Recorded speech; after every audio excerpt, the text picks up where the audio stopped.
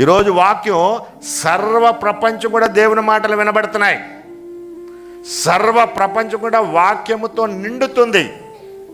ఏలియా కాలంలో బయలుదేవతను పెట్టుకుని, ఆ ప్రవక్తలను పెట్టుకుని ఒకే ఒక వ్యక్తి ఎదురుగుండా నిలబడి ఛాలెంజ్ చేసినప్పుడు అగ్ని కీలకాలను పైనుంచి కురిపించిన దేవుని యొక్క వాక్యము, ఆ మాట ఎంత శ్రేష్టమైందో ఈరోజు కూడా శత్రువులు పెరిగే కొలది దేవునికి, మన కుటుంబాల్లో శోధన వచ్చే కొలది, మనం వినలేని స్థితిలో పడిపోతున్న కొలది వాక్యము వినిపిస్తూనే ఉన్నాడు దేవుడు. హల్లెలూయా. వాక్యాన్ని గ్రహించాలి దేవుని పిల్లలారా.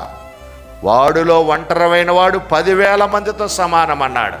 వాక్యానుసారమైన జ్ఞానములో నేను నీతో, నువ్వు నాతో నివసిస్తావని చెప్పాడు. దేవుడు మేలు చేశాడని చెప్పుకునే బ్రతుకులలో వాక్యానుసారంగా పట్టుదలగా నేను జీవిస్తున్నానని దేవునికి చెప్తే ఖచ్చితంగా మనం ఆశీర్వదించబడతాం.